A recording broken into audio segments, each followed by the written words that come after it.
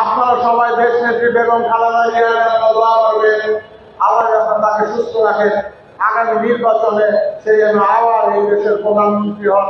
নারায়ণগঞ্জে জাকির খান সাহেব ওকে ডাক দিয়েছে, পিন্টু ভাই আর জাকির খান সাহেব রাজনীতিতে টাকার এই তিনটা বৈপিট ছিলেন। প্রতিটা প্রোগ্রামে, নারায়ণগঞ্জের প্রোগ্রাম না থাকলেও ঢাকাতেও যত বড় বড় প্রোগ্রামে থাকতো, ঢাকা বিশ্ববিদ্যালয়ে বা কোনো ছাত্রদের নিয়ে কোথাও যাবে, সেই জায়গাতেও আমাদের এই নারায়ণগঞ্জ জেলার রাজশাহীতে ওই সময় জনপ্রিয় ছাত্রনেতা ছিলেন এই জাকির খান সাহেব। তাকে সবসময় এই জাকির খান সাহেবকে সহযোদ্ধা হিসাবে এই নাসিরউদ্দিন পিন্টু ভাই স্মরণ রাখতেন এবং স্মরণ করে প্রতিটি প্রোগ্রামে তাকে নিয়ে সব প্রোগ্রাম করতেন। আমি তাদের দুজনের ভালোবাসা দেখেছি। আমি দেখেছি একজন নেতা তার জেলার প্রেসিডেন্টকে কিভাবে ভালোবাসে।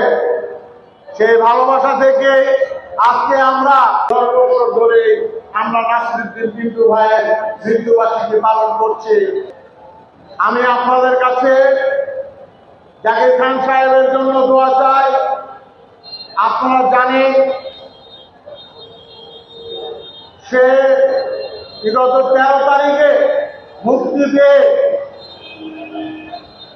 এখনো পর্যন্ত বাড়িতে আছে।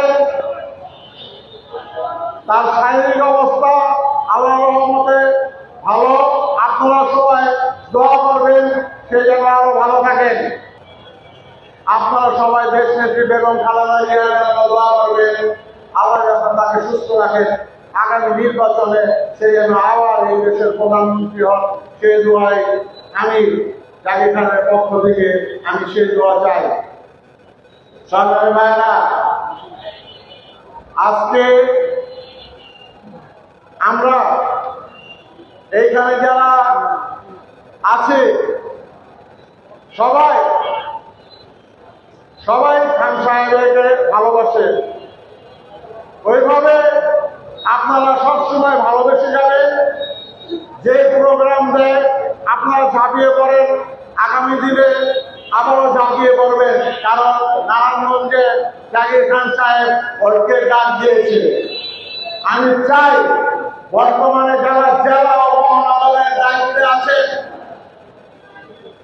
সবাই তার এই কথাটা স্মরণ করে ঐক্যভাবে রাজনীতি করে বাংলাদেশ জাতীয়তাবাদী দলকে শক্তিশালী করুন। আমি চাই এই নারায়ণগঞ্জ জেলা ও মহানগর জাতীয়তাবাদী দল খান সাহেবের হাতকে শক্তিশালী করুন, খান সাহেবকে সুন্দর একটি জায়গায় নিয়ে বসিয়ে রাখুন। সংগ্রামী ভাইরা, যার ভিতরে কোনো অহংকার নেই, যার ভিতরে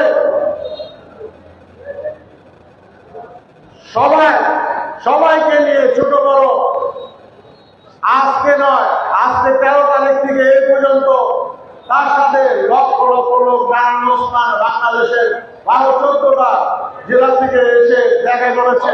তাকে যখনই ডাক দিয়েছে তখনই সে তাদের সাথে এসে দেখা করেছেন।